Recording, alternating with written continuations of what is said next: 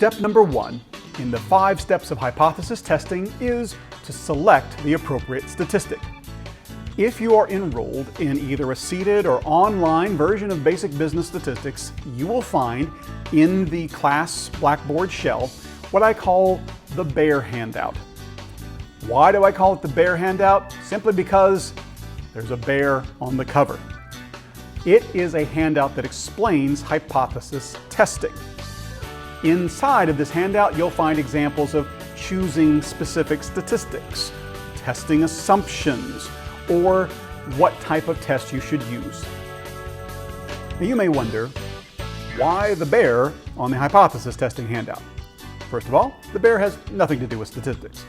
Second, the bear is our school mascot, so we can go with that. But the real answer is because the bear was a gift that I gave to my wife the first time that she traveled to present her research. The bear went along, I packed the bear in her luggage along with some notes that she could read each day to remember me back at home, looking after the dogs, and to know that I was thinking about her and missed her. And then when she got back from her trip, thereafter for the next few years, anytime we traveled, we'd take the bear with us. So I've got lots of pictures of the bear in various locations around the country and around the world. That's why there's a bear on the Bear Handout. Bear has nothing to do with statistics. But as you look inside the Bear Handout, you will find a set of charts that will help you choose the appropriate statistic. You can use these diagrams in your handout to choose which statistic or test that you are going to use. And you will choose that test based on a number of factors. First of all, you'll ask yourself, am I looking for differences between groups, or am I looking for relationships between variables? Then you'll ask yourself, what is the level of my data? Nominal, ordinal, interval, and ratio. I have one variable, which is a grouping. It is experimental and control. So that is a nominal level independent variable. And then I have one measurement. It is number of miles walked per week.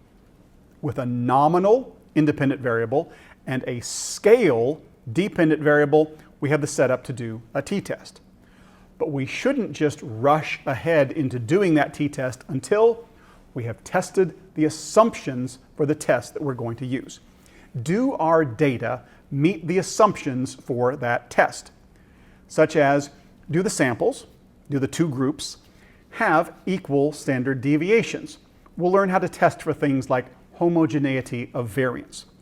This procedure of testing the assumptions to make sure that our data can be used with the test that we have selected is called exploratory data analysis.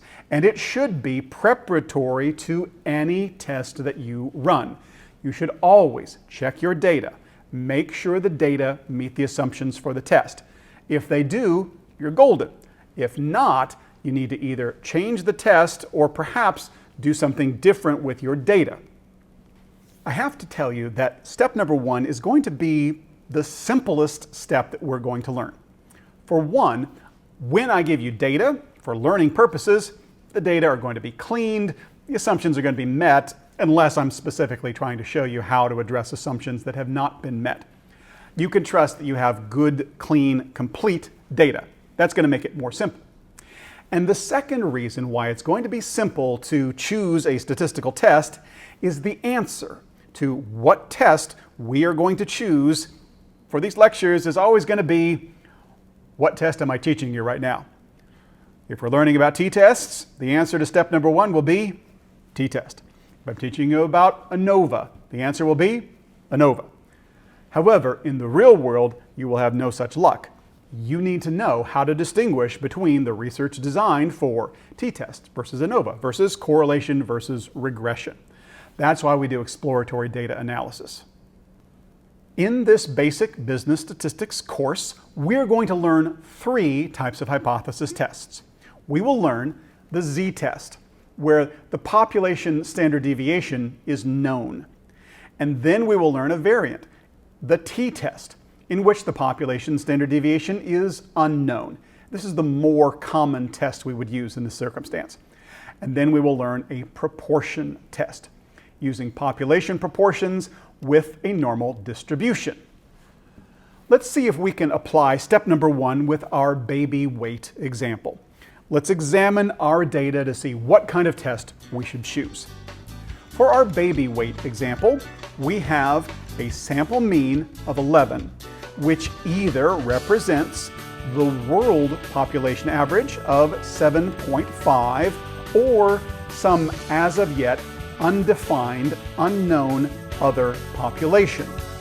We need to decide which of these two populations does our sample best represent. And we're going to start with the assumption that the sample represents the population from which it was drawn, which would be the world population average. When we are comparing the mean of one sample to the mean of the population from which it is drawn, we have the setup for doing a single sample t-test. And that is one of the tests that we're going to learn about in this course.